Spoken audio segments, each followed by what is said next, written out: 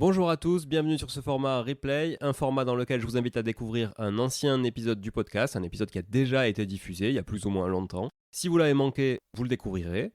Et si vous l'avez déjà écouté, vous pouvez le réécouter. C'est un épisode souvent qui a eu beaucoup de succès à sa sortie ou qui n'a pas eu le succès qu'il méritait d'avoir parce que le podcast était peut-être moins connu à l'époque aussi et que je vous propose de réécouter ou d'écouter aujourd'hui. Sans plus attendre, je vous laisse avec l'introduction habituelle et dans la foulée, l'épisode et la rediffusion de celui-ci. Voilà, merci beaucoup, à très vite sur le podcast. Ciao, ciao. Bonjour tout le monde et bienvenue sur Money Tree, le podcast qui vous parle d'investissement et de finances personnelles au sens large et sans tabou. Je suis Julien Calamotte, investisseur passionné et auteur du livre à succès S'enrichir grâce à l'immobilier. J'avais envie de partager ma façon d'investir, forcément, mais également de découvrir avec vous de nouvelles façons de faire fructifier notre argent. C'est pourquoi j'ai créé ce podcast pour y recevoir des invités qui nous partagent leur savoir et leurs expériences en toute simplicité. J'espère sincèrement que les échanges que je vais avoir avec l'invité du jour vont permettre d'enrichir vos connaissances autant que les miennes. Je vous souhaite une excellente écoute. Bonjour à tous, je suis toujours au salon de l'investissement immobilier à Bordeaux. J'en ai profité pour tourner quelques épisodes, enregistrer quelques épisodes à l'occasion de ce salon. Il y a beaucoup d'investisseurs ici, il y a beaucoup de professionnels du monde de l'immobilier et de l'investissement de manière générale. Et donc aujourd'hui, j'ai le plaisir, maintenant à cette heure-ci, c'est-à-dire midi et quart, on est dimanche, dernier jour du salon, j'ai le plaisir d'accueillir Sophie Delage. Salut Sophie. Salut Julien, merci pour l'invitation. C'est un grand plaisir de t'avoir. Écoute, j'étais content de te croiser hier parce que, comme je te le disais, Sabrina et moi, on voulait venir voir ta conférence qui portait sur le co-living, un co-living de 14 chambres. C'est pas un petit co-living.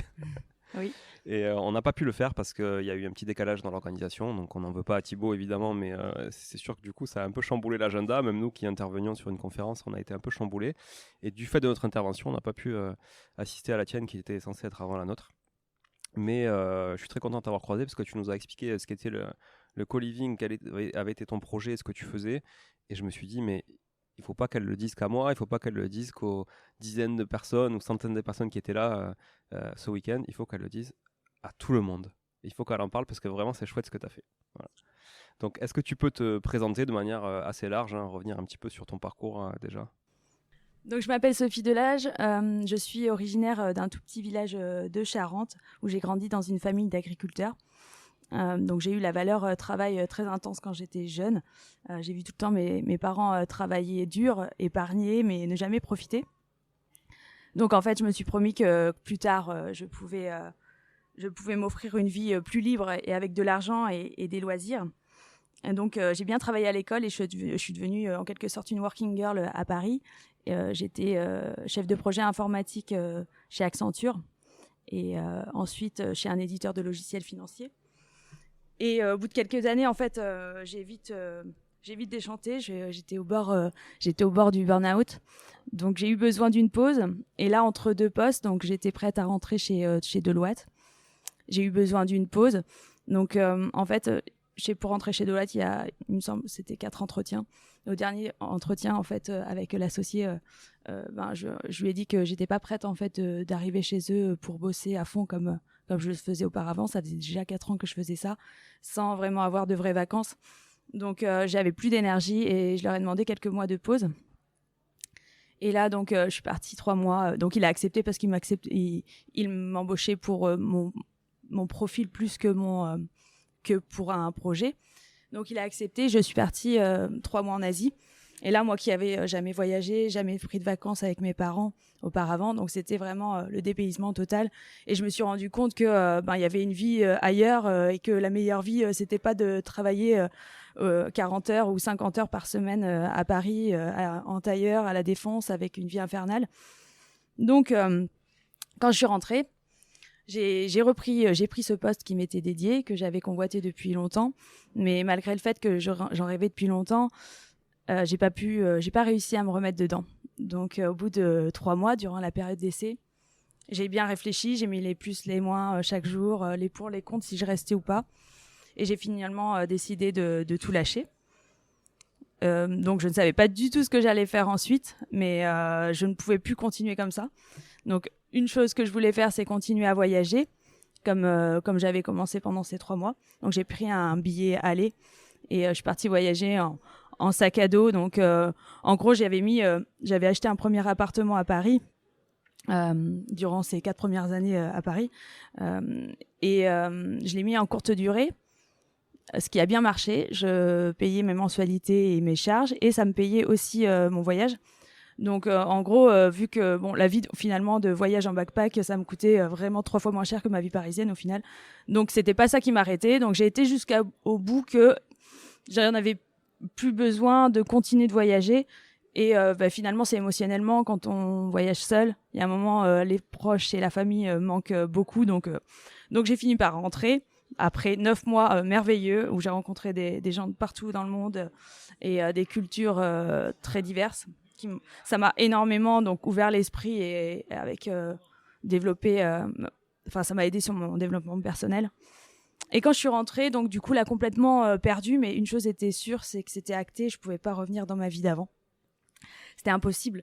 J'avais trop goûté à la liberté, j'avais pris du recul, je savais que j'avais besoin de sens dans ma vie. Et plus de temps, de liberté et de vivre en fait des projets qui me passionnent.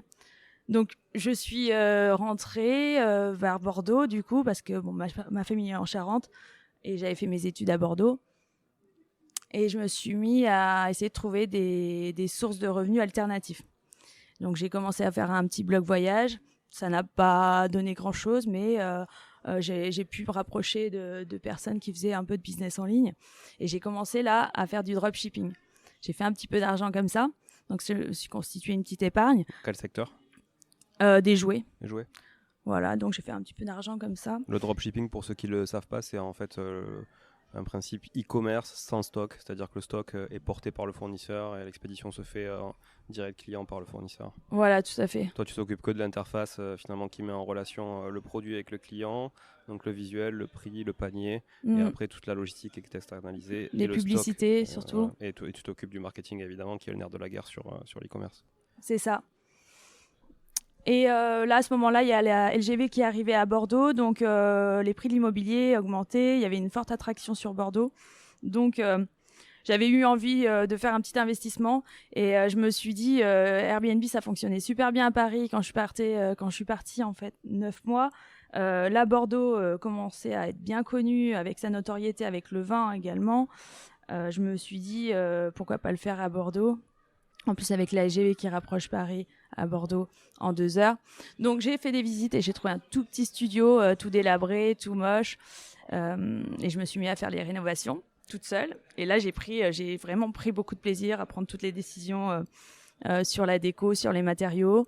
Tu as tout fait, quand tu dis toute seule, c'est que tu as Alors, j'ai tout fait toute seule, sauf la plomberie et l'électricité. Okay. Je me suis pas lancée dans les trucs techniques. Tu avais du placo à faire et tout Voilà, de placo, démolition, tous les sols, tous les carrelages. Et tu n'avais pas forcément d'expérience, parce que chez Deloitte et chez Accenture, c'est pas voilà, trop... pas du tout, mais comme j'ai quand même grandi dans une famille d'agriculteurs où le travail est manuel, donc je suis quand même manuel, donc je pense que ça m'a aidé. Quelques tutos YouTube et c'est parti. Tutos YouTube, beaucoup de tutos YouTube, et après c'est quand même, pour moi, les travaux c'est assez intuitif finalement. Après, on pense par soi-même, après on vérifie sur YouTube si on a raison ou auprès des conseillers chez Leroy Merlin, mais c'est plutôt assez intuitif.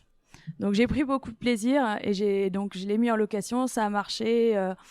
Donc entre 2005 et 3000 euros pour ce studio par mois. C'est fou. Donc oui, c'est fou. Combien de mètres carrés 23 mètres carrés. 23 mètres carrés, 2005, 3000 euros de loyer brut, du coup. Bah oui, c'est génial. C'est impressionnant parce que ça se loue combien un studio en longue durée En longue durée, équivalent à peu près 500, 550 peut-être. Ah ouais, pas plus que ça. Pas plus, non. Ok. Bah, c'est le courte durée qui fait ça. On attire, enfin là c'est vraiment mon cœur de cible, c'est les étrangers et ils sont très contents, ils sont hyper bien placés, c'est atypique. On a vraiment un studio avec les pierres bordelaises en hypercentre, il plaît énormément. Et il y a des réglementations au niveau mairie à Bordeaux pour les loueurs en courte durée ? Oui, alors tout ça c'était avant 2018, donc la loi de compensation qui est arrivée début 2018. Donc en fait j'ai fait un changement de destination sur le bien pour que ça soit un bien commercial. D'usage ou de destination ? D'usage. D'usage. En fait, c'est ça. Donc c'est pas la différence pour ceux qui ne savent pas, un changement d'usage c'est temporaire. c'est souvent 2 ans. Un changement de destination, c'est définitif et c'est vraiment inscrit à l'urbanisme que vous transformez votre appart en local commercial. Ce qui est très peu accepté dans ce sens-là, parce que ça manque d'habitation normalement dans les grandes villes, donc vu la tension, ils acceptent très peu. Ouais. Mais le changement d'usage, c'est plus temporaire. Ouais. C'est bien que tu me le rappelles, je me souvenais plus de ce détail. Donc c'est bien d'usage. Et du coup, ce qui me permet ce changement, il est à vie finalement. Donc j'ai droit de le louer toute l'année. Donc, ah oui, du coup, tu n'as pas besoin de le renouveler. Parce que tu vois, à Toulouse, tu dois le renouveler tous les 2 ans, par exemple. Ah ouais, non, Ouais. moi c'est à vie là. D'accord, donc, ça c'est cool. Ouais. Ça c'est cool. Ouais, donc toi, tu es tranquille, quoi. C'est-à-dire que la donc loi de là, compensation ouais. qui consiste, tu peux nous en dire un peu plus, tu vas nous expliquer en quoi ça consiste, mais cette loi de compensation qui arrive en 2018, toi, finalement, elle ne te concerne pas pour les investissements qui ont été faits avant, parce que le changement d'usage est valable à vie. C'est ça. Ok. Et cette loi de compensation, tu peux expliquer aux auditeurs ce que c'est, du coup? En fait, c'est plus ou moins pour interdire des nouveaux logements à Bordeaux en courte durée, parce que ça réduit le parc locatif classique. Et ça consiste en quoi? En fait, maintenant, pour créer par exemple la même chose, le même type de projet, il faudrait trouver un local commercial de même superficie dans le même quartier et le transformer en habitation. Donc en gros, c'est presque une interdiction. Donc en fait, c'est une compensation. Il faut que le nombre de mètres carrés habitables à Bordeaux ne change pas. Ouais, d'accord. Après, il y en a toujours qui trouvent des solutions en réhabilitant des espaces commerciaux, des boutiques, etc. dans les rez-de-chaussée et en faire des appartements. Oui, donc l'idée, c'est on peut faire de la courte durée dans un local commercial sans problème. Voilà. Par contre, si c'est une habitation, il faut prouver qu'on transforme un local commercial en habitation. C'est ça, tout à fait. Ok. Donc là, j'avais gagné. Là, pour revenir sur ma petite histoire, le but c'était de trouver un revenu alternatif. Finalement, en payant mes mensualités et mes charges, ça me revenait donc en cash flow 1 600 €. Donc ça y est, j'étais sauvée en fait. J'étais sauvée, j'avais trouvé cette source de revenus plutôt stable. Et surtout, j'avais eu envie de recommencer puisque ça m'a plu, réellement plu de faire la rénovation. Donc là, j'ai réitéré, j'en ai acheté 2 d'un coup. Là, j'ai monté une société, j'en ai acheté 2 d'un coup. T'as monté quoi comme type de société? J'ai fait une SASU. Ok. Parce que j'ai considéré, avec mon comptable, on considère que c'est une activité donc commerciale finalement, et ça permet de passer plus de charges d'exploitation également. Pas de problématique de TVA du coup? Non, on a le choix en fait. J'ai le choix de le faire ou pas. J'ai choisi de pas le faire parce que justement après il y a très peu de charges après les travaux. Ouais, donc tu la payes pas, mais tu la récupères pas non plus. Voilà, c'est ça, okay. Ça simplifie aussi. Ok. Donc j'ai fait 2 autres appartements comme ça, 2 T2 qui fonctionnent très bien aussi. Donc chacun, pareil, 1 500 € de cash flow en plus. Donc en moins de 2 ans, j'ai surpassé mon ancien salaire de chef de projet informatique. Donc là, on parlait de la loi de compensation, elle arrive à ce moment-là. Donc je pouvais plus faire de nouveaux projets comme ça. Donc il a fallu que je me suis poussée sur la réflexion d'un nouveau marché et où une nouvelle exploitation. Et là, moi, originaire de Charente, j'entends parler d'Angoulême de par l'école de Xavier Niel qui s'y implante, par exemple, et l'école européenne de Airbus qui s'y implante. Donc, je me suis dit, ce sont quand même des indices de développement. Et pas mal de... Bon, c'est la ville de la BD, donc il y a pas mal d'écoles d'animation qui s'y implantent aussi. Donc, je me suis dit, bon, en plus, c'est une ville que je connais, j'y suis originaire, j'ai fait mon lycée là-bas. Je me suis dit allons-y pour faire des visites là-bas. Donc je me suis dit au début je vais faire une petite colocation, une colocation en fait, on a toujours défini une colocation comme 3-4 personnes à l'origine. Donc je vais faire une colocation, je cherche une maison, une petite maison et tout, et là je tombe sur une grosse maison. En fait moi j'ai tellement l'habitude, j'ai acheté à Paris, donc 8 000 € le mètre carré, j'achète à Bordeaux, 6 000 € le mètre carré, déjà je trouvais ça pas cher. J'arrive là-bas, c'était 800 € le mètre carré, donc j'ai dit c'était pas possible pour moi de viser des petits trucs en fait. 800 € le mètre carré, c'est à peu près la moitié de la rénovation donc là-bas je trouvais tout pas rénovation, cher. Quoi. Voilà, c'est ça. Ouais. Donc là-bas je trouvais tout pas cher, j'avais envie de tout acheter, donc donc voilà, donc je me suis dit bon, j'achète une grosse maison, je suis tombée sur le charme de cette maison en hyper-centre, proche de la gare et tout, et j'ai dit bon je prends le risque, je fais une énorme colocation, et c'est comme ça que je l'ai présenté à ma banque, mon conseiller et mon chef d'agence, je leur ai présenté ça comme une colocation XXL. Parce qu'à ce moment-là, le terme coliving, en fait, il n'existait pas. Ou peut-être, mais à l'étranger, en tout cas, moi, j'en avais pas conscience. Et quand j'en parlais autour de moi, même tout le monde me disait, non, c'est quand même très risqué. Qui va vouloir habiter avec une dizaine de personnes? Vraiment, beaucoup avaient des doutes. Ah ouais. Donc beaucoup de réticences quand même à la base. C'est ça. Et moi, j'avais peur aussi. Mais mes banquiers étaient plutôt emballés.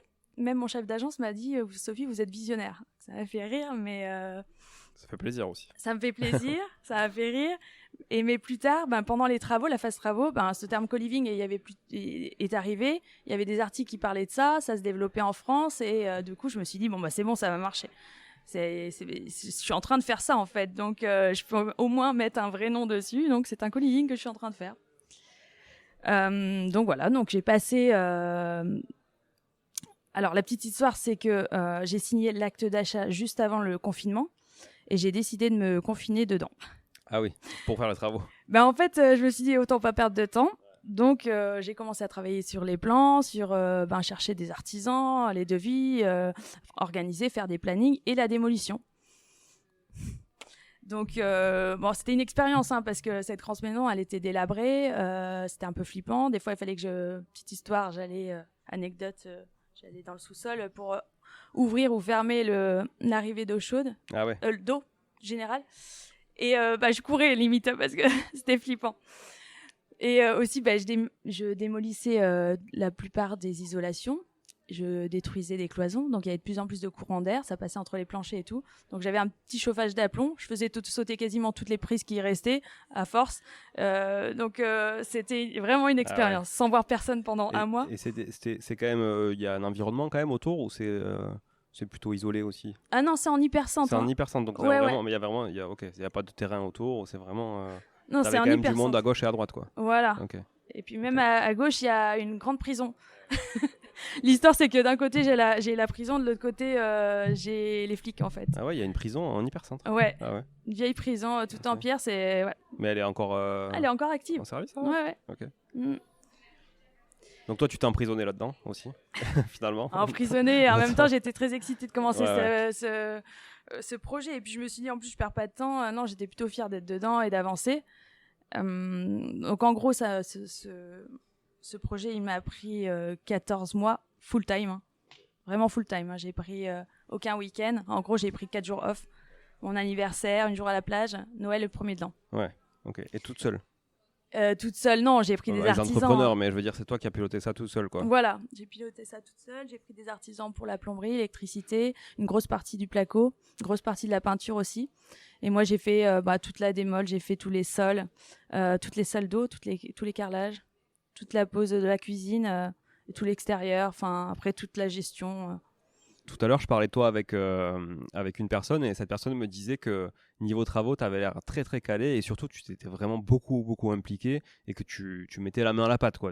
C'était pas du pilotage d'artisan mais que tu t'y filais toi aussi, quoi. Oui, effectivement, j'ai fait pas mal de postes moi-même et toute la gestion des artisans. Après, je pense que c'est nécessaire sur des gros projets. Je pense que c'est nécessaire pour comprendre les techniques et puis par la suite, quand je voudrais déléguer, de pouvoir bien lire les devis et de ne pas se faire avoir sur des devis qui sont gonflés parce que certainement les artisans pensent que j'y connais rien. Ou que tu es une femme. Ou que je sois une femme, effectivement. C'est la réalité. Par défaut, aussi. Effectivement, ils peuvent vouloir en profiter. Ok, donc à toi, on ne te la fait pas à l'envers, quoi. Non, on me la fera pas à l'envers, c'est sûr. C'est bien. Okay. Bon, maintenant, j'aimerais qu'on parle un peu du coup de ce co-living et que tu nous partages les chiffres parce que je sais que tous les gens qui nous écoutent sont vraiment toujours très intéressés par les chiffres. Et puis après, tu vas nous dire aussi comment tu es arrivé justement à obtenir tous ces chiffres parce que c'est pas juste en claquant des doigts. Hein. On a compris déjà que tu t'étais investi à titre personnel dans le sujet. Mais est-ce que tu peux nous faire rêver un peu avec tes chiffres? D'accord. Alors, c'est un projet qui m'a coûté au final 490 000 €. On est sur combien de mètres carrés? À l'origine, 300 mètres carrés. Mais j'ai optimisé un maximum sur l'espace. J'ai créé l'espace habitable. Et donc, au final, 400 mètres carrés. Donc, ça te revient vraiment pas cher au mètre carré? Tout à fait. Travaux inclus? Travaux inclus. Ok. Donc, pour un loyer mensuel total de 7 000 €.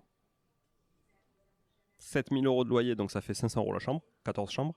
Voilà, en moyenne, donc suivant la typologie des chambres, j'ai un loyer différent, mais en moyenne, c'est 500 € charges comprises. Ok. J'ai une mensualité environ de 2 000 €. Autre charge de 1 500 €. T'as mis de l'apport là, du coup? Alors, longue histoire. À l'origine, j'avais pas prévu de faire du haut de gamme. J'avais pas prévu de faire une salle d'eau par chambre. J'avais prévu en plus 11 chambres et pas 14. Bref, le projet, il a évolué au fil du temps, au fil des travaux. J'avais prévu 350 000 € le projet, plus 30 000 € d'aménagement financé par la banque. Ils m'ont financé à 110%, sans apport à l'origine. Et au fur et à mesure, donc j'ai eu besoin de plus parce que j'ai changé tout. Et j'ai apporté au final quasiment 100 000 €. Ok. Alors comment ? J'ai eu beaucoup de chance, j'ai pas demandé un autre crédit. C'est parce que avec le Covid, c'est tombé pile poil pour moi. Décidément, ce Covid, il était fait pour moi. En fait, toutes mes mensualités de mes autres projets, de mes autres appartements à Bordeaux, à Paris, etc., tout a été décalé de 6 mois. Ah ouais, tu les as gelés pendant 6 mois. Je les ai gelés pendant 6 mois. Mais je remplissais quand même mes Airbnb. Il n'y a que le premier mois de confinement que tout était vraiment vide. Mais après, je remplissais quand même les autres confinements tout le temps. Je remplissais par des professionnels, des gens qui se déplaçaient quand même. Enfin, je suis hyper bien placée. Donc, je remplissais. Donc, en fait, je faisais du chiffre d'affaires. Je ne faisais pas de mensualité. Donc, j'ai fait énormément de trésorerie. J'ai fait aussi un petit peu d'argent sur la bourse, un petit peu sur les cryptos. Enfin, tout ça cumulé. En plus du fait que je profitais de rien, finalement, j'avais aucune vie sociale. Donc, en fait, moi, tout allait dans ce projet.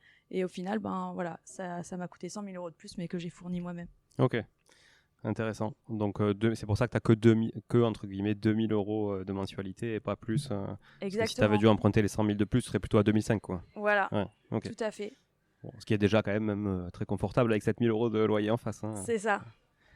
Donc, ça fait un cash flow hors impôt, bien sûr, de 3 500 € par mois. 3 500 € brut de cash flow par mois une fois que tu as enlevé les charges. Donc, non, net, sans les charges, mais 3 500 net. Oui. Hors impôt. Quand je dis brut, c'est brut en termes de revenus, quoi. En termes de revenus pour toi. C'est-à-dire qu'après, tu vas payer ta fiscalité, tu vas éventuellement, voilà. tu vas payer tes impôts, bon, etc. Là, les impôts, moi, finalement, je vais quasiment pas en payer sur les prochaines années parce qu'avec l'amortissement...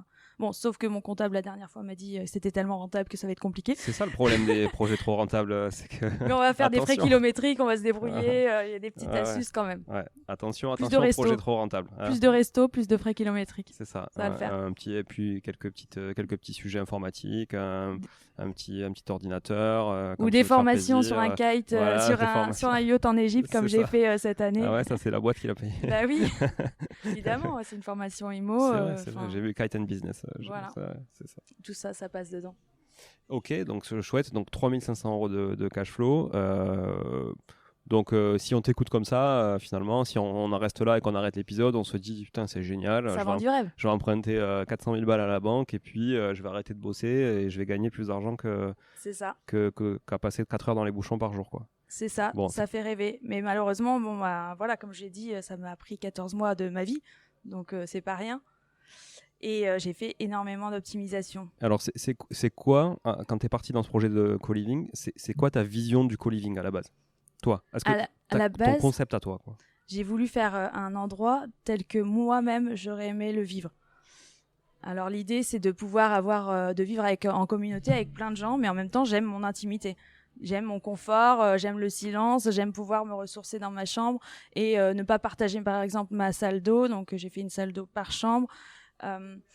Donc l'idée, c'est vraiment une vie en communauté, des espaces en commun pour faire des soirées, pour passer du temps ensemble, tout en étant indépendant. Donc presque des mini-apparts dans un grand bâtiment. C'est quoi la surface moyenne là, justement des chambres, des mini-apparts? Ouais, 17 mètres carrés. Ça va de 13 la plus petite à 24 mètres carrés. Ok.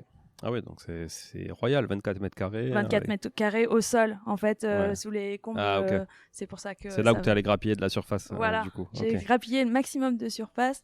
J'ai même créé une chambre dans le poulailler au fond du jardin. Ok. Pour faire la 14e chambre.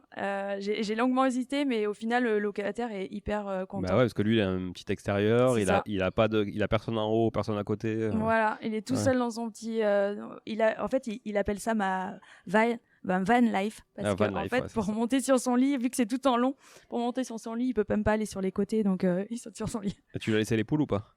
Il a toujours... non, il a pas de poules. Non. Ça aurait été le petit plus, hein, en autosuffisance sur les protéines. Ah, le pauvre...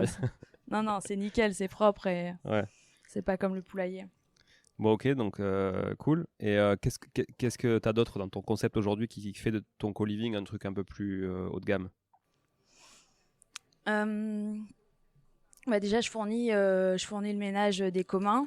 Je fournis aussi tous les consommables des communs, c'est-à-dire liquide vaisselle, papier toilette, sac poubelle, etc.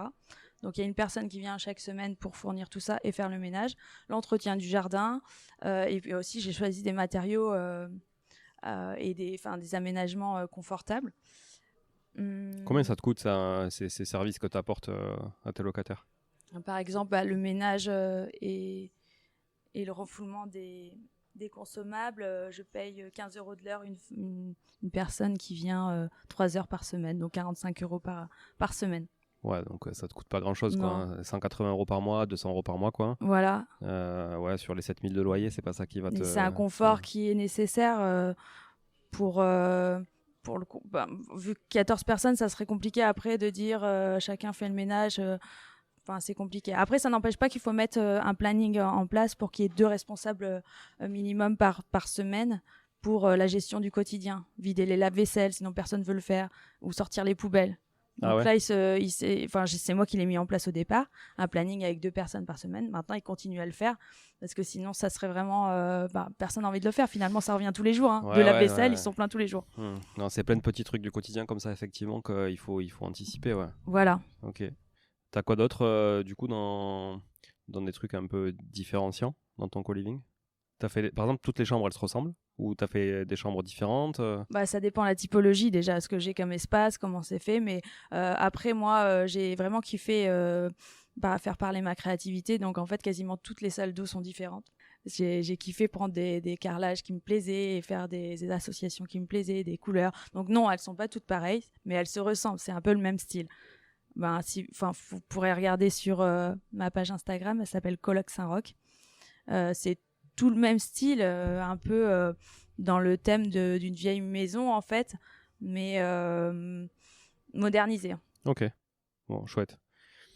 Comment tu gères justement les entrées de ces locataires aujourd'hui là? Est-ce que les locataires qui sont à l'intérieur ont un droit de regard sur les autres ou pas du tout? Tout est complètement Non, indépendant. je leur demande pas parce qu'en même temps maintenant j'ai l'impression de plus en plus c'est au dernier moment que je fais le bail.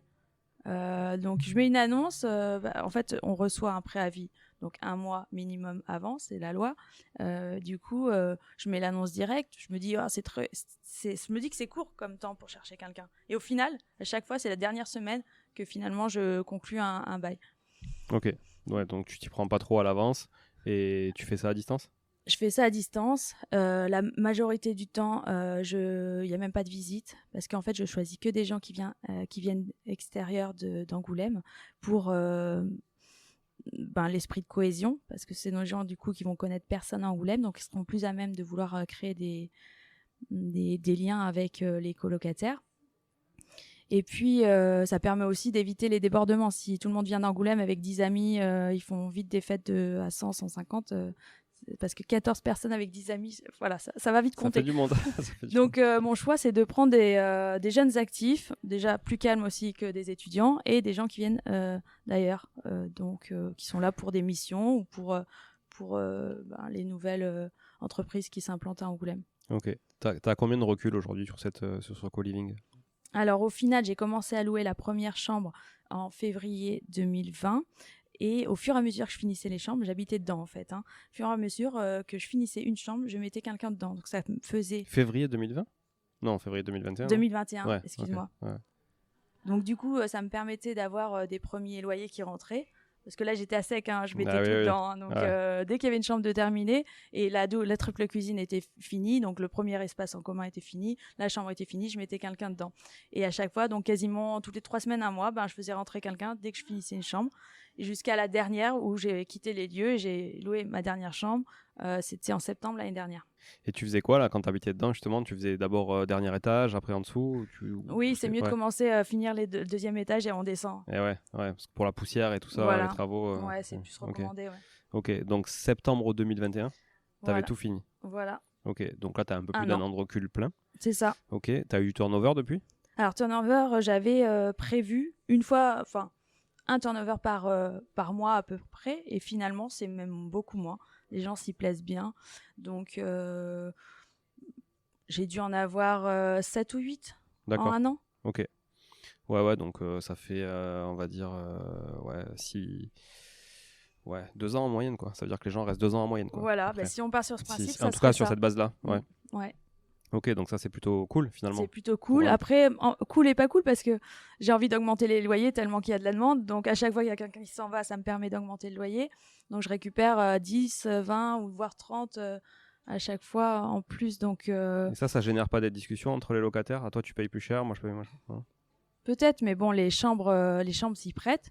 Il y en a qui sont quand même plus grandes que Oui, d'autres. puis elles sont différentes. Et après, c'est le marché. Hein. L'inflation, c'est pour tout. Hein. Donc, si j'augmente les prix, c'est pareil. Hein. Ok. C'est une bonne réponse.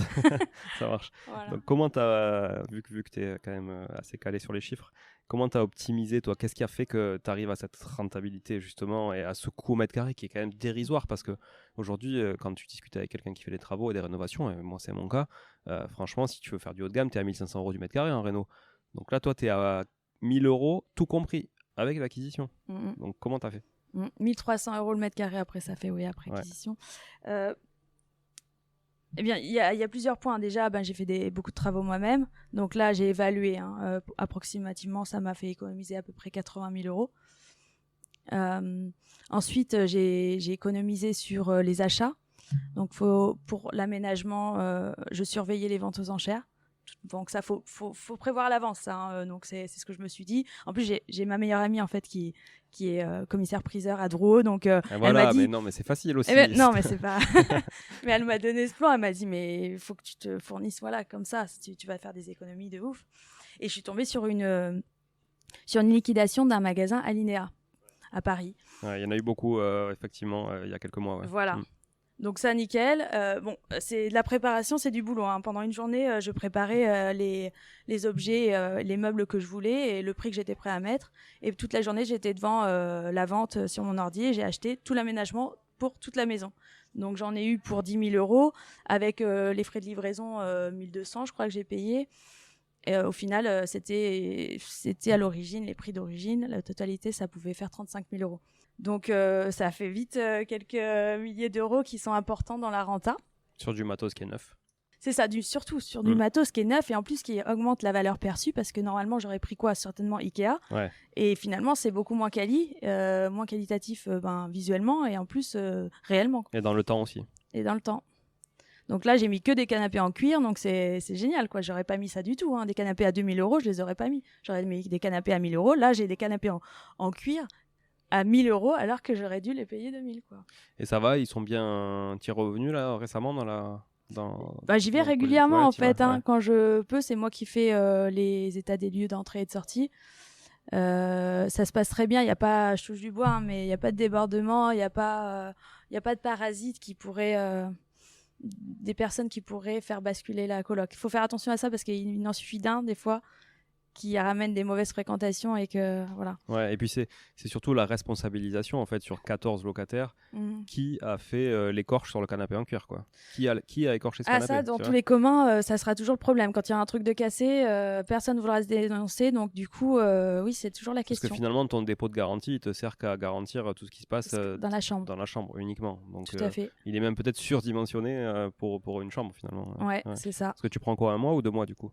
Je prends 2 mois. 2 mois, ouais. 2 mois pour c'est surtout pour le risque qu'il ne paye pas le dernier loyer. Je fais ça. Ouais, J'ai pas envie de prendre le minimum. Ouais, c'est vrai qu'il y en a pas mal qui s'amusent à faire ça. Voilà. Et pour revenir sur les optimisations, donc pour moi, le troisième type, c'est que j'ai pas pris beaucoup d'intermédiaires. La recherche de biens, c'est moi qui l'ai faite. La recherche de financement, c'est moi qui l'ai faite. Les plans, je les ai faits. Et la déco. Donc en fait, ce sont des postes que si on les délègue, ça coûte vraiment très cher. C'est des dizaines de milliers d'euros. Donc là, ça joue vraiment directement sur la renta. Et puis, outre le fait que voilà, ça augmente ma renta, c'est vraiment des postes que j'ai aimé faire et que sans ça, j'aurais pas eu la même motivation de décider, de faire les plans, de décider de tout ça. Enfin, c'était des vrais kiffs pour moi. Donc si je dois déléguer des trucs, ça sera plutôt les travaux bientôt, maintenant, pour la suite. Mais pas ces postes-là. Enfin, sauf peut-être l'architecte, parce que des fois, on n'a pas le choix. Il faut que ce soit des architectes agréés, mais... Oui, puis ça t'a permis finalement d'accumuler une expérience que tu n'aurais jamais eue si tu avais tout délégué. C'est ça. Et ça, c'est quand même assez fort parce que c'est difficile, ça n'a pas de valeur palpable, mais pour toi, ça a une sacrée valeur pour demain aller plus vite, gagner du temps, optimiser. C'est ça. Voilà. Ok. Tu as d'autres trucs que tu as optimisés sur ce co-living et qui nous amène quand même à un rendement qui est quand même assez fou? Mais après, j'ai pas acheté cher, c'était juste avant, donc il y a ça qui joue. Hein. Ouais, c'est vrai. C'était juste avant le Covid et l'explosion à Angoulême. Ce marché, il a explosé là vraiment pendant le Covid. Maintenant, la même maison, si je l'avais achetée maintenant, dans l'état où elle était, c'est 1 500 € le mètre carré. Ça a doublé, donc ça s'est bien concordé en fait. Et c'est intéressant que tu parles de la revente éventuelle, parce que si demain tu dois revendre, par contre, est-ce que le co-living n'est pas bloquant sur une typologie d'acquéreur? Ben non, au contraire, je vendrais le business. Hein. Voilà, mais là, tu ne peux le vendre qu'à quelqu'un qui va faire la même chose. De toute façon, pour faire quoi une grosse maison comme ça, des familles, non, ça peut être que pour un investisseur. Je lui vends à tant de pourcentage de rendement et je le vends comme un business. Ouais, je vends la société même, je pense. Mais c'est pas le but de le vendre pour l'instant. Oui, j'imagine bien. J'imagine bien. Mais déjà, si je vendais maintenant, je pense que j'ai bien 400 à 600 000 € de plus-value. Ouais, t'aurais pas perdu ton temps, quoi. Ouais. Ça, c'est cool. Ok. Qu'est-ce que tu peux nous dire sur des choses à savoir sur le co-living et à ne surtout pas, des erreurs à ne pas faire ou des choses justement à absolument faire pour créer un co-living aujourd'hui? Alors, oui, d'habiter à 14, ça... Il y a des points techniques à mettre en place. Par exemple, pour l'eau chaude, on peut potentiellement avoir 14 personnes qui demandent à prendre une douche entre 7 et 8 avant d'aller au travail. Donc, il faut pouvoir fournir cette eau chaude. Donc, outre un ballon d'eau chaude qui ne suffirait pas, il faut mettre en place donc une chaudière performante qui permet de fournir de l'eau chaude à la demande. Et aussi, étant donné que la chaudière est au sous-sol, les chambres qui sont les plus éloignées, si on tire de l'eau chaude, on peut peut-être attendre 2 minutes. Donc, c'est pas le but. En plus, ça gaspille de l'eau. Donc là, j'ai mis une technique qu'utilisent les hôtels. C'est un circuit de bouclage. Ça fait donc pendant des heures définies, il y a de l'eau chaude qui tourne dans ces tuyaux. Donc quand la chambre la plus éloignée, par exemple, ouvre l'eau chaude pour prendre sa douche, elle va attendre 2 secondes parce que ça va puiser directement dans ce circuit plutôt que de traverser la maison. Et ça t'est venu comment, cette idée? L'idée de la solution, je savais qu'il allait y avoir ce problème, je me suis posé la question. La solution, c'est en parlant avec les plombiers. J'ai eu plusieurs... en fait, les artisans ont toujours leur avis propre, c'est comme pour tout. Ouais. Après, on fait notre propre... Souvent assez tranché, d'ailleurs. C'est ça. Et ils disent tout et leur contraire, donc c'est compliqué. Mais après, on fait son propre choix. Mais il y en a qui m'avaient proposé de mettre un chauffe-eau par chambre. Je dis, mais j'ai pas la place et puis je trouve ça insensé, quoi. Donc, j'ai décidé de faire ça. Quand il y en a un qui m'a proposé, je dis, je pense que c'est son propre... Il faut faire son propre... comme pour tout, hein. Moi, je passais mes soirées à chercher sur Internet, sur YouTube, les problèmes techniques et m'en faire mon propre avis et ma décision. Bien sûr. Bon, en tout cas, ça semble être une solution assez optimale, quoi. Ouais. Ok. Ça marche bien. J'ai pas eu là-dessus. Personne se plaint. Tout le monde a de l'eau chaude quand il faut, apparemment. Ouais, nickel. C'est le principal. Et la deuxième chose, pour moi, qui était hyper importante, c'est de pouvoir avoir un espace dans sa chambre silencieux si on veut se mettre à l'écart et pas fort. Parce que, en fait, 14 personnes, même si ce sont pas des étudiants qui apportent plein de gens à la maison, ça fait quand même du bruit, hein. Donc, il faut pouvoir s'isoler. Donc, l'isolation phonique, j'ai mis le paquet. J'ai cherché un moyen d'isoler bien les chambres entre elles. Et donc, en fait, les cloisons, j'ai pris la technique de la double peau, en fait. Donc, une cloison normale, c'est une plaque de placo, le rail, la laine, et puis une autre plaque de placo. Et là, j'ai doublé les plaques de placo, de part et d'autre. T'as doublé le placo, t'as pas doublé le rail? Non. Ok, donc t'as pas fait des cloisons qu'on appelle SAD, comme quand on fait de la division, par exemple. Ah non. Quand on divise, tu vois, un immeuble en plusieurs apparts, on fait des cloisons, ce qu'on appelle SAD, et on double, en fait. J'aurais pu, mais ça aurait été plus de perte d'espace. Ouais, tu perds d'espace, forcément. Okay. Donc, j'ai choisi cette solution. Et du coup, c'est suffisant? C'est suffisant. Ouais. J'ai déjà posé la question. C'est placophonique ou placo standard? Placo standard. Placo standard. Ouais. Parce qu'après, il y a la solution placophonique aussi qui coûte beaucoup plus cher. Mais en fait, oui, ça coûte beaucoup plus cher. Et en fait, les plaquistes que j'ai pris préféraient bouger 2 fois plus de plaques que de mettre ça. Ouais, alors. Je trouve ça bizarre. Placophonique, c'est très lourd. Et moi, je l'ai fait sur une chambre. Et par contre, ça fonctionne très très bien. Ouais, vraiment, t'entends rien et tu perds pas de place. Mais il faut que les joints soient bien faits aussi. Oui, après, il faut que les joints soient bien faits. Il faut que l'étanchéité des portes aussi. Voilà, soit bien faite, que la menuiserie, etc. Mais c'est quand même assez efficace. J'ai plus la différence de prix en tête, mais c'est quand même assez efficace. J'ai jamais utilisé, mais j'y penserai par la suite. Ouais, quand dans des petits espaces où vraiment tu dois quand même gagner un peu, c'est pas mal. Ok, donc chouette. Eau chaude, isolation phonique, indispensable pour le co-living. C'est ça. Et aussi, on a le problème d'humidité à cause des chambres. Dans les chambres, on met donc une salle d'eau. Ouais. Donc, il faut mettre des VMC puissantes, mais aussi silencieuses, puisque ça donne sur la chambre. Parce que t'as pas de fenêtre dans les salles d'eau. Non, parce que c'est vraiment la plupart. Il y en a que 2 chambres qui ont une vraie pièce salle d'eau avec une fenêtre. Les autres, c'est un recoin de la chambre. Donc, ça fait pas cabine de douche. J'ai vraiment fait des trucs sympas, mais ça fait quand même que la douche est ouverte sur la chambre. Il n'y a pas de porte. Donc, faut mettre une VMC qui soit puissante, mais sans faire trop de bruit. Donc, il y a ça. Sans oublier les fenêtres. Faut pas oublier la grille d'aération pour que ça ventile, qu'il y ait un flux d'air. Voilà, l'air circule. Et tu as mis quoi comme solution là, de VMC du coup? J'ai pas le nom en tête. C'est mes électriciens qui m'ont conseillé. Mais elle est centralisée ou c'est de la VMC autonome par chambre? Il y en a 5 dans la maison quand même. Il y a 5 moteurs de VMC. Ouais. Et puis, dernier point, il faut penser à l'organisation. Bon, on en a déjà un petit peu parlé, le planning de personnes responsables, déjà dans la coloc, et les espaces de stockage.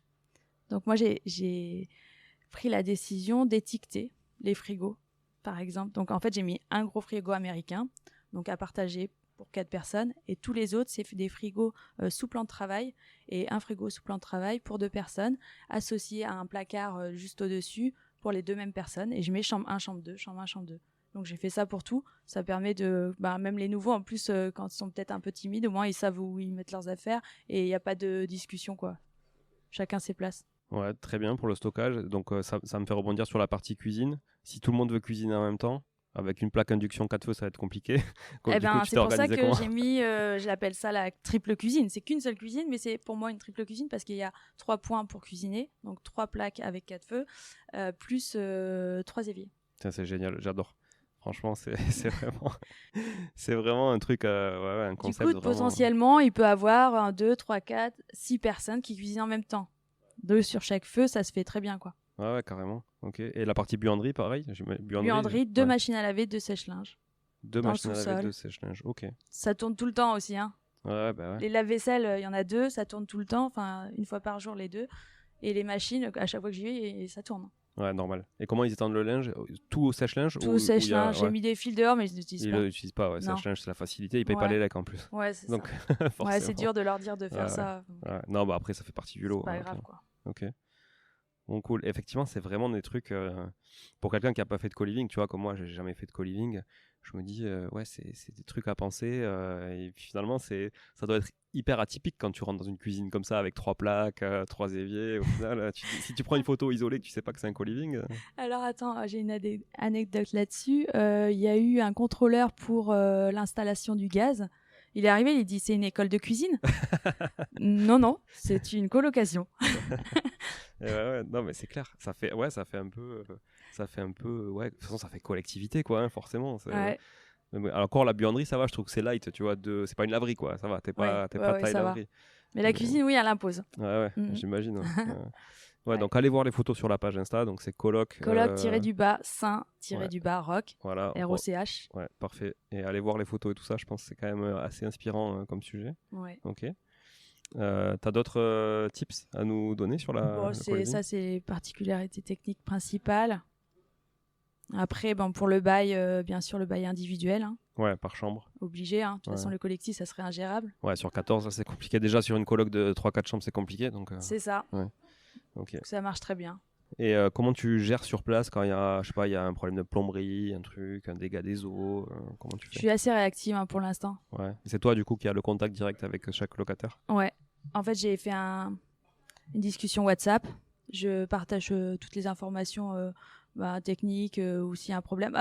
J'ai justement un exemple. La semaine dernière, en fait, il y a une colocataire qui me envoie un message comme quoi il y a une des plaques en fait l'étincelle du gaz n'arrête pas, donc ça clic tout le temps. Donc ils ont remonté le disjoncteur et ils m'ont appelé. Donc du coup j'ai mis sur le groupe donc cette plaque ne fonctionne pas, je m'occupe du SAV, en gros j'ai appelé. Donc du coup tout le monde est au courant et puis ils savent que je prends les choses en main. En fait j'essaye d'être très réactif parce que j'ai pas envie de faire une gestion comme une agence en fait. J'ai envie d'être proche d'eux, c'est ce que j'ai voulu mettre en place au début en final. Quand j'étais avec eux, je voulais vraiment participer et vivre en fait, parce qu'en fait limite je suis jalouse d'eux en fait. Ils vivent une vie magique parce que j'ai créé ça à mon image, ce que je voulais, et au final j'ai pas pu en profiter parce que en fait l'écart propriétaire-locataire il est là et je l'ai vraiment senti. C'était impossible en fait de vivre ce que j'avais envie de vivre dedans. En fait, on est dans un pays où c'est effectivement assez compliqué. Voilà. Il y a toujours une scission entre le méchant propriétaire et le locataire exploité. Hein. Moi, vraiment, je vulgarise le truc et je fais une généralité, mais c'est un peu ça, on le vit, quoi. Ah, je l'ai bien senti. Ah ouais, c'est dommage. C'est dommage parce que t'es quand même quelqu'un d'assez humain, tu le dis, hein, tu as envie d'être proche de tes locataires et tout, et c'est quand même assez dommage de pas avoir le retour. Ah justement, ça me fait penser à un truc. J'ai été très déçue, larmes aux yeux. Hein. En fait, il y a eu les journalistes qui ont été intéressés à faire un article, le journal local, la Charente Libre. Donc, en fait, il y en a un locataire qui travaille à la Charente Libre. Il en a parlé un midi, qui disait qu'il vivait avec 14 personnes. Donc, sa chef était super enthousiaste pour faire un article. Le journaliste arrive et il dit « Ah oui, mais moi j'aimerais bien parler avec les locataires. » Moi j'avais anticipé, j'avais dit tel jour, il y aura un journaliste qui va venir pour écrire un article et faire une photo de nous tous. Et en fait, il voulait pas. J'ai fait tout ça en fait pour vivre cette communauté et j'avais besoin de cette reconnaissance. Ils m'ont même pas fait ce cadeau en fait. Ils voulaient pas montrer leur tête en fait. Et ils voulaient pas me donner ça alors que j'ai fait tout ça pour eux en fait. Ouais, c'est vraiment dommage. C'est vraiment dommage. Donc j'en ai parlé à un des locataires après, j'en avais presque les larmes aux yeux. Je dis je suis vraiment déçue. Et du coup je lui ai dit je comprends mieux pourquoi maintenant les investisseurs ne s'investissent pas humainement dans leurs investissements. C'est parce qu'au final ils n'ont pas le retour. Et du coup j'ai dit maintenant ça je vais traiter mais vraiment cordialement. C'est fini les petits avantages que j'ai dans tous les sens, là, c'est fini, quoi. Du coup, t'as même pas eu cet article Je l'ai eu, Ils l'ont eu, mais bon. je suis la seule sur la photo. Ouais, voilà. Malheureusement, ça aurait pu faire une photo conviviale avec tout le monde. Ouais, c'est l'esprit, en plus, c'est vraiment l'esprit. Mais l'article est sur mon Insta, donc vous pourrez toujours le voir. Ouais, cool. Voilà. Bon, merci Sophie. Sur la partie, justement, cette transition toute faite, où on peut te contacter, où on peut te suivre Alors, ma page Instagram, c'est Freedompreneur Sophie. Ok. Voilà. Freedompreneur. Pareil, underscore, enfin tiré du bas, Sophie. Tiré du bas, Sophie. Ok. Je partage mon quotidien. Là, ces 6 derniers mois, j'ai fait que des vacances, donc. Ah ouais, donc c'est la page Insta qui fait rêver, c'est ça C'est ça. Après, entre chaque projet, j'aime me faire plaisir parce que j'ai pas eu cette chance quand j'étais jeune, donc je profite. Et là, j'ai eu 2 offres acceptées sur 2 projets aussi à Angoulême. J'en dis pas plus parce que rien n'est signé chez le notaire, mais ça va pas tarder, en tout cas pour un. Je sais pas si je vais réussir à décrocher les financements, espérons. Mais si ça se fait, ça va être génial. Enfin, là, je vais vraiment exprimer ma créativité. Ça va être pareil. Je copie pas un truc tout fait. Donc, je pense que je vais m'éclater. Donc, si vous voulez me suivre, je partagerai tout ça. Cool. On te suivra avec grand plaisir, Sophie. Merci beaucoup. Merci à vous d'être toujours aussi nombreux à nous écouter. À chaque épisode, vous êtes toujours plus de gens et on a des bons retours. Donc, on est très, très content d'animer ce podcast. J'essaie de retrouver un rythme un peu plus régulier pour vous faire partager des expériences toujours aussi riches comme celle de Sophie qui est quand même assez intense, hein, finalement. Ça s'est bien accéléré et puis le co-living c'est vraiment un sujet très intéressant.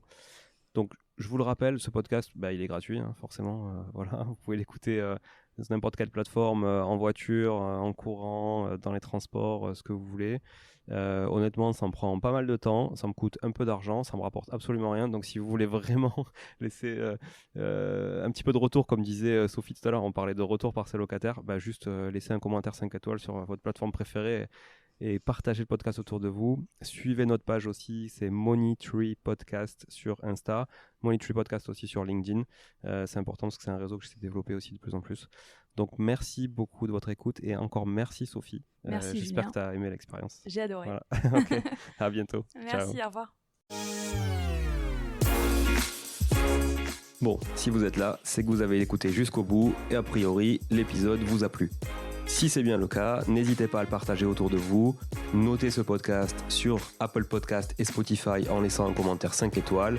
Je ne vous le répéterai jamais assez, mais c'est grâce à vous que ce podcast vit aujourd'hui et peut continuer de vivre en vous proposant un contenu toujours plus qualitatif. Merci encore, je vous retrouve très vite sur un nouvel épisode de Money Tree. En attendant, je vous souhaite la meilleure des réussites dans vos projets et un bon enrichissement. À très bientôt.